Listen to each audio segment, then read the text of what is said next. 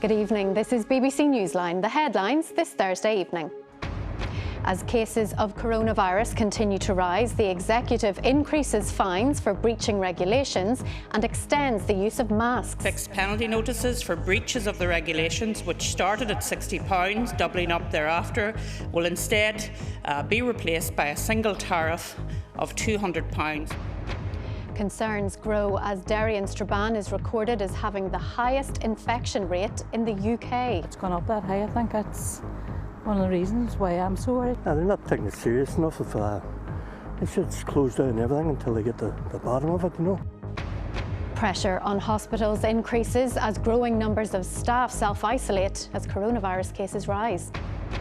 Latest official figures show Northern Ireland's economic output has fallen to an all-time low. Barry McGuigan denied in court today that he had ever stolen money from Carl Frampton during the years when they worked together. Ahead of Northern Ireland football's big Euro 2020 playoff semi-final against Bosnia tonight, we hear from the team's record-breaking captain. And it's been a really varied day of weather with blue skies one minute and then some really heavy downpours the next. There are some more heavy showers in the forecast for tomorrow, together with some strong winds. All the details just before 7.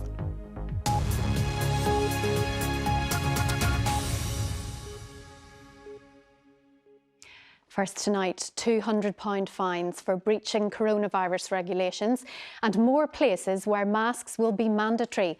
Those are the new plans to tackle the spread of COVID-19 announced by the executive this afternoon. It came as the daily Department of Health figures showed another big rise in the number of people testing positive for coronavirus. Latest figures from the Department of Health show 923 new cases have been recorded. One more person has died with COVID-19 and a further 120 people are currently being treated in hospital for the disease. 15 of those are in intensive care units.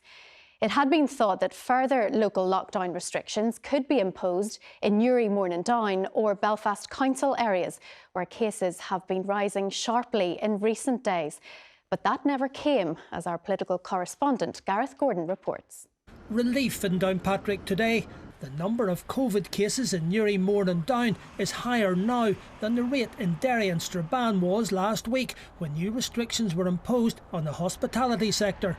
But the executive has decided not to widen the restrictions for now. We were told in very clear terms, and the evidence demonstrates this, that the curve of the infection is starting to stabilise, particularly in Newry, Morningdown. That's something that's very welcome. But that is actually down to people. That is actually the actions of people over the course of the last number of weeks, that actually we can start to see that situation stabilise. Instead, they've decided to impose larger fines for people breaching restrictions already in place. Currently, the minimum fine is £60. In future, minimum fixed penalty notices will more than treble to £200. 3 other offences will be punishable on conviction by a fine of up to £10,000. Or attract a fixed penalty notice starting at £1,000 and then laddering up to a maximum of £10,000. The first of these is not closing a business as required under the regulations. And there are 2 other new offences we are introducing. These are breaching the early closing requirements for hospitality and, secondly, not implementing measures to maintain social distancing. So will it make a difference to how people act? I think there should be more clarification on all the rules and regulations. At the minute, people don't know what the rules and regulations are. What's the point in dishing out fines? That's just extortion, if you ask me. I think it only makes people rebel the more. Yeah. I'm actually exempt from wearing a mask, but I wear it because I get the looks that why is she not wearing a mask, and I'm a business owner, and I feel if I'm not wearing a mask, then I'm not representing my shop properly or the rules. Well, maybe £200 is a little much, possibly up to £100. From 60 to 100, I would agree with that. It's very important that people wear masks. In addition, the executive has decided to extend the range of settings where face coverings will be mandatory. Taxis and private buses, for staff in retail, in banks, credit unions and post offices, in public areas of civil service offices, driving instructors and their students, and boarding a plane. As for wider restrictions, they would come at a price. a price, they say, which must be paid by Westminster. It is important that if we are to move to more restrictive measures in terms of the economy, which we certainly don't want to have to do, let me be clear about that, that we would need the support of the Prime Minister and of Westminster. Of course, there's no point in having larger fines if there's no enforcement. In addition to the police, the executive wants to give more power to local government. We might hear more about that tomorrow. Gareth Gordon, BBC Newsline, Belfast. Derry City and Strabane District Council area now has the highest rate of infection in the whole of the UK. That's according to the BBC's research unit. The rate is currently sitting at around 582 cases per 100,000 people for the 7 days up to the 4th of October. New measures were brought in this week, which meant pubs, cafes, restaurants and hotels could only offer a takeaway delivery or outdoor service. But these latest figures today have caused huge concern. Here's our Northwest reporter, Kieran Turish. It may have been all calm on the Foyle this afternoon, but along the quay, people were deeply concerned about the latest COVID figures. They're very, very high, and I don't know the source, but I wonder if people are getting a little complacent and a little fatigued with it all, and maybe taking a little more risk. I know I'm not. It's gone up that high. I think that's one of the reasons why I'm so worried, and I have a family as well, and you worry for them. I have a grandson up at Queen's, so you kind of worry about him, you know, so at the minute he's okay, but this is his first year. They're not taking it serious enough. If they should close down everything until they get the bottom of it, you know. Whenever you're interacting with the general public, it doesn't seem to be taken as seriously as you would like it to be. I think the whole place should be in complete lockdown. At this time of year, the Northwest's usually preparing for a major Halloween event. That includes a huge carnival in the city centre, but that's all been cancelled. Halloween generates, just over 3.5 million to the local economy. Every year we've seen visitors, in and around 140,000 at our events. We have to get that message out there that Halloween this year is stay at home. There have been plans to try to capture at least some of the Halloween spirit with a series of smaller fireworks displays throughout the council area. But they have now been called off too. It wasn't an easy decision to make. It's not one that we wanted to make, but it's one that we had to make. And I think that on this occasion, we've made the right decision. This restaurant, like many pubs, cafes and hotels, is subject to trading restrictions introduced this week. But at least the diners are giving some sense of the season of Halloween. Derry City and Strabane District Council says it will take a huge economic hit this Halloween, but the Mayor says the health and safety of the public must come first. He's urged everyone to stay at home. Kieran Turish, BBC Newsline, Derry. Now, currently there are almost 1,200 healthcare staff off work as a result of coronavirus in Northern Ireland. As cases continue to increase, there's growing concern about how the health system will manage in the weeks ahead. According to the Public Health Agency, the number of staff operating track and tracing has been increased to cope with the demand. Our health correspondent Mary-Louise Connolly reports. To keep it operating, Northern Ireland's Health and Social Care Service relies on tens of thousands of people. But the virus is attacking staff, especially those who are working on the front line. Claire Martin is a nurse. She had to isolate for 10 days after contracting COVID. Very, very tired, a very small cough, no temperature. You're already tired from working long hours. BBC Newsline asked each of the health trusts how many of their staff were off as a result of the virus. The highest figure was recorded in the Western Trust area, where there are 386 staff isolating. In Belfast, the figure is at least 384, as several are also isolating. A further 193 at the Southern Trust and 117 at the South Eastern Trust. In the Northern, it's 116. While 68 are off at the Northern Ireland Ambulance Service. Last Friday we had 76 staff across the organisation who were not at work because of COVID-related issues, either self-isolating or actually affected by the virus. Today, as we speak, it's 117 staff, so that's a growing number. I'm increasingly concerned. And it depends on the service we're delivering to what extent that can have a massive impact or a smaller impact. Track and tracing is one of the few tools available to help keep the workforce as mobile as possible. But there are concerns that the system isn't being effective enough. I think it needs to be scaled up considerably. Given the way the cases are going, there's no way a system that was able to cope 3 or 4 weeks ago could cope now. If we lose control of this, then we are lost. While around 8,700 Northern Ireland tests can be carried out each day, in order to get people back to work quicker, some believe the system's just too slow. My own experience was my test result took 3 days to come through, which is a bit worrying. If they're physically able to come back, then I think the process has to be speeded up considerably. Clearly, we're going to have to learn to live with this virus. But in order for that to happen effectively, reliable mechanisms will have to be in place in order to adapt not only to the behaviour of the public, but also the virus, which at times can be less predictable. Mary-Louise Connolly, BBC Newsline.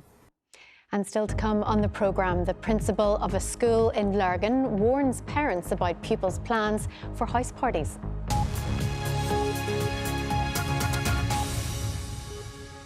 Official figures show the Northern Ireland economy saw its biggest ever fall in output in the second quarter of this year because of the impact of the coronavirus lockdown.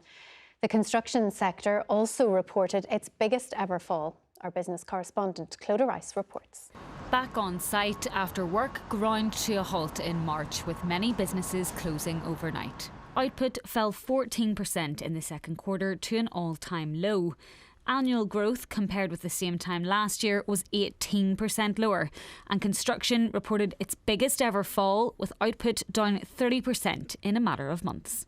I think what's actually more alarming is that more recent data, which we've collated through our membership and other sources, shows that whilst there was a bounce back after these grim statistics, we're once again today currently in decline. A lot of what you see on the ground today in construction is work that was actually commissioned maybe 2 or 3 years previously. What's happening at the moment is work is not being commissioned, so our biggest concern at the moment is that the future pipeline is simply not there. Today's figures show that despite unprecedented levels of government support, there was a dramatic cost to the Northern Ireland economy of lockdown in March, when businesses like this one had to close their doors. And the figures come at a time when hospitality in particular is increasingly anxious it could be facing tighter restrictions for a second time that many say they couldn't afford. This restaurant is trying to cover all bases. It's opened as a shop, expanded outdoors, and is now opening as a takeaway at a significant cost. But it's hoped that will protect its 60 staff. Just trying to mitigate against anything that's coming down the line is so hard. Like currently we've purchased a pizza van to help if the restrictions are tightened and we can only offer takeaway, so it's just constantly adapting for us. Another lockdown would be very, very difficult because like that new job retention scheme, it's just not going to work for hospitality. But does the executive have the financial firepower to offset further restrictions? The short answer is no. If there are to be a tightening of restrictions, we will need to ensure that there are national supports. The Northern Ireland Executive can't do that on its own, and so therefore I think that we will have to have nationwide measures. Today's figures aren't surprising but make stark reading. How long the economy will take to recover will depend on the transmission of the virus. Clodagh Rice, BBC Newsline. Some of the 39 people found dead in a lorry container in Essex were involved in an earlier crossing bid organised by the same men, a court has heard. The Vietnamese nationals, aged between 15 and 44, suffocated as they were transported from Zeebrugge in Belgium to Purfleet on the 23rd of October last year. 4 men, including 23-year-old Eamon Harrison from County Down, deny the charges against them. Daniel Sanford was in court. The jury has been watching CCTV of 2 occasions last October, about a week apart, when a young lorry driver from Northern Ireland called Christopher Kennedy collected 2 unaccompanied trailers from Purfleet Port on the River Thames. Prosecution say that the lorry then went to a remote country lane in Essex near Orsett Golf Course, where migrants on board the trailer were offloaded into cars. On one occasion, the prosecution say that eyewitnesses saw 15 to 20 migrants getting out of a lorry. On another occasion, the prosecution say that the load of biscuits, Bakewell tarts and macaroons that were inside the lorry was damaged by the migrants on board. The The prosecution say that on both those occasions, a young lorry driver from Northern Ireland called Eamon Harrison had dropped off the unaccompanied trailer at Zeebrugge port. He denies knowing that there were people on board the trailers. The prosecution say that it was also Eamon Harrison who dropped off the trailer on the fateful day, the 22nd October, when the 39 migrants inside the trailer died of a lack of oxygen before they'd made it across the channel. The prosecution has also been told of a failed trip on the 14th of October last year when Christopher Kennedy was in northern France and was found with 20 Vietnamese migrants in the back of his lorry. The prosecution say that at least 2 of those 20 migrants were subsequently among the 39 who died on the 22nd of October. Christopher Kennedy and a man called Valentin Colotta denied charges of conspiracy to assist illegal immigration. Eamon Harrison and an alleged organiser called George Nika deny charges of 39 counts of manslaughter. Daniel Sanford reporting. The principal of a school in Lurgan has taken the unusual step of warning parents of sixth form pupils that some of them are planning to go to house parties this weekend. Fiona Kane of St Ronan's College said that was causing a great deal of concern, as our education correspondent Robbie Meredith reports. St Ronan's College in Lurgan is a big post-primary school. It has over 300 pupils in years 13 and 14 alone. In a frank and unusual letter to their parents, the head Fiona Kane said the school had been informed of a number of planned parties, including indoor house parties and other social gatherings over this coming weekend, involving a number of sixth form pupils. In a large college like ours, a lot of the information filters up, so a number of teachers had come to me, and form tutors, year head, senior staff, and they'd heard a lot of talk, particularly among our senior students, about different events that were happening this coming weekend, and we were very, very concerned because we have had a number of cases, positive cases in our school, and we're working through those, and it is predominantly that age group. It's predominantly positive cases within our sixth form. She says that those positive COVID cases have been the result of community transmission rather than being passed on in school. But while Fiona Kane says she has sympathy for the wider restrictions her pupils face, she says it's vital they respect them. Their lives have been completely disrupted, but so have all of our lives. I mean, teachers that coming up to Halloween would love to be away on holiday. That's not happening either. So we're all just trying to live within the situation and do our best and to get through it together. At the minute, in a pandemic, gathering in a house that's not your own home with other young people is a huge risk factor. In the first month of term, many schools like St Ronan's have already had to send groups of pupils home to self-isolate after positive cases. There are many concerns that that disruption could increase through the winter. Robbie Meredith, BBC Newsline. Barry McGuigan has denied stealing money from the boxer Carl Frampton during their time working together. He was speaking during the 11th day of legal action involving the two men at the High Court in Belfast. BBC Newsline's Mark Simpson reports. Before it all went wrong, Carl Frampton and Barry McGuigan enjoyed a successful partnership. But the boxer later complained he wasn't paid enough. He's suing over alleged unpaid earnings. The High Court in Belfast has been told he's seeking £6 million. In court today, Barry McGuigan was asked if he'd ever stolen or concealed money from Carl Frampton. No, never, he replied. He was then asked if he had ever siphoned off money into his own account. That's ludicrous, no, he said. He insisted his priority had always been to try to get Carl Frampton to the top in boxing and try to make sure he earned as much money as possible. Mr. McGuigan was later questioned about his record in business. The court was told he was disqualified as a director in Northern Ireland for 5 years during the 1990s, and that a number of sporting companies he was later involved with consistently made losses. Asked about this by Carl Frampton's barrister, Mr. McGuigan said, "I genuinely didn't know that we were making losses like that. I didn't do the finances, I just looked after the fighters." The partnership between Barry McGuigan and Carl Frampton ended 3 years ago. Legal action began soon afterwards. While Mr Frampton is suing over alleged unpaid earnings, he's been accused of a breach of contract. Both men deny any wrongdoing. Mr McGuigan will continue to give evidence tomorrow. Mark Simpson, BBC Newsline. Now sport and big nights of football in Sarajevo and Bratislava ahead. Here is Stephen Watson. Good evening, Catherine. Yes, less than an hour to go until kick-off. An exciting evening ahead for Northern Ireland and the Republic of Ireland teams and their fans. Northern Ireland take on Bosnia. The Republic of Ireland play Slovakia in Euro 2020 playoff semi-finals. And what a night it's set to be for the Northern Ireland captain Stephen Davis. He will break the great Pat Jennings record to become the country's most capped player when he leads the team out tonight in Sarajevo. Actually in front of the camera. Modest and unassuming. That's the Stephen Davis way. But the Northern Ireland captain can't shy away from the spotlight this week. Nearly 16 years ago, he made his international debut in a 1-0 defeat to Canada.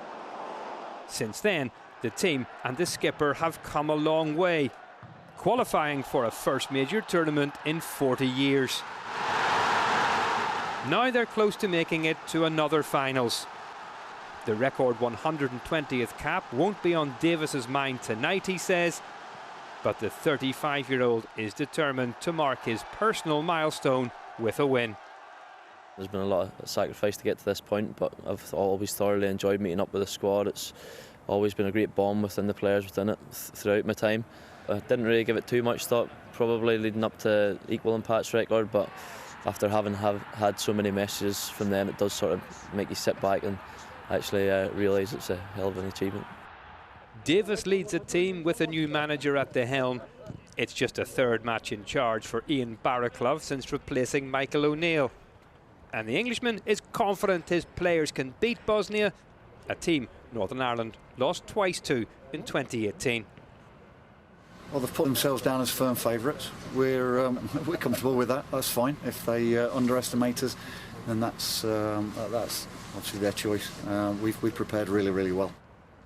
But they do need a change in fortune in Sarajevo after a heavy 5-1 defeat in their last game to Norway a month ago. Highlights tonight on BBC One. Now, for their playoff behind closed doors, the Republic of Ireland and Slovakia have both lost key players. The historical stats favour the Republic, but only just. Here's Thomas Niblock. Swung in by Duff. Doyle! Kevin Doyle! The only Irish win over Slovakia was 13 years ago. The teams have drawn all 4 games since. If it finishes level, extra time and penalties could decide the fate of this Irish side in the most unusual times. In most of their games, they've had 60-65% possession, so that would be a challenge in itself. You know, does the crowd affect the defending, you know, or affect the striker finishing in an empty stadium? That's, I suppose those things are difficult to quantify, but we know the opposition, they're a very good team. We're going to have to be exceptional ourselves. We're just really focused on that. The Republic don't have captain Seamus Coleman due to injury, but luckily have a Premier League calibre alternative. We understand the situation, that there's 2 of us that happen to be playing most of the time at big clubs and playing well, so there's no animosity between us at all. We're quite good friends, although he didn't answer my call last night, so I don't know what that was about. Slovakia has never defeated the Republic of Ireland. Stephen Kenny will be hoping that remains the case in this stadium later tonight. Thomas Niblock, BBC Newsline. In rugby, there was no place for Ulster's John Cooney in the Ireland squad for the forthcoming Six Nations Championship game against Italy, postponed from earlier this year. In the 35-man squad, there are only 4 Ulster players: Ian Henderson, Rob Herring, Stuart McCluskey and Jacob Stockdale. Meanwhile, Ulster have suspended all training at the club after 2 players tested positive for COVID-19. Gavin Andrews reports. Ulster confirmed in a statement last night that 1 senior player and another player from the academy had tested positive for COVID-19. Both are currently asymptomatic and are self-isolating. 5 other players and a member of the support staff have been identified as close contacts of the 2 players. Further contact tracing is ongoing and testing of players and staff is due to take place today. This is not the first time Ulster have been affected by the pandemic. In late August, training was stood down for one day after 8 academy players tested positive. Ulster are due to face the Welsh side Ospreys in a Pro 14 match in Swansea this Saturday. Gavin Andrews, BBC Newsline. Finally tonight in Gaelic football, Fermanagh have suspended all inter-county activity because of COVID-19, and within the last few minutes we understand that the GAA will resume the National League on October the 17th. Catherine.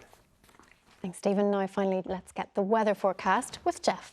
Catherine, good evening to you. Well, I thought that this picture rather summed up our weather pretty well today. Blue skies 1 minute, then thick black clouds and some pretty torrential downpours at times. Our thanks to weather watcher Claire for sending that picture in. Now, we've had some evening sunshine to end the day, but already the clouds starting to thicken up in the west and that rain moving in. It is going to fragment overnight, but still some fairly hefty downpours at times, temperatures dipping down to lows of 5, maybe 6 degrees. Now, I'm afraid there are more showers in the forecast for tomorrow. This was the scene in Port Stewart this morning, and again tomorrow there's going to be more heavy downpours, potentially with some hail in that mix, maybe the odd rumble of thunder too. And up on the north coast, some strong winds. We could see gusts up to 40, 45 miles an hour. Initially a westerly breeze, and it'll send those showers rushing through, but increasingly it's going to come round out of the northwest. Top temperatures tomorrow 9 to 12 degrees, but factor in that wind chill and it'll feel a good deal cooler than that. And our weather is getting cooler through the next few days as that breeze comes round more out of the north. But we are going to see some drier weather as we go through the weekend. Some showers initially on Saturday morning, but they rapidly start to clear. We'll see more gaps between those showers, but that northerly breeze is going to hold back the feel of the day. Highs of 10 to 13 on Saturday. But as we get into the weekend, the second half of it, this ridge of high pressure builds in and that kills off the strongest of the winds. So whilst there's very little difference between the daytime temperatures on Saturday and Sunday, without that breeze, I think there is going to be a real difference in the feel of the day. So again, highs on Sunday of 11 to 13 Celsius, but absolutely no reason why you shouldn't get out and enjoy a little bit of that beautiful autumn colour, and the sign for next week is for some more settled weather. Well, that's all from us for now. Our late news is at 10:25. Thanks for watching. Have a great evening. Bye-bye.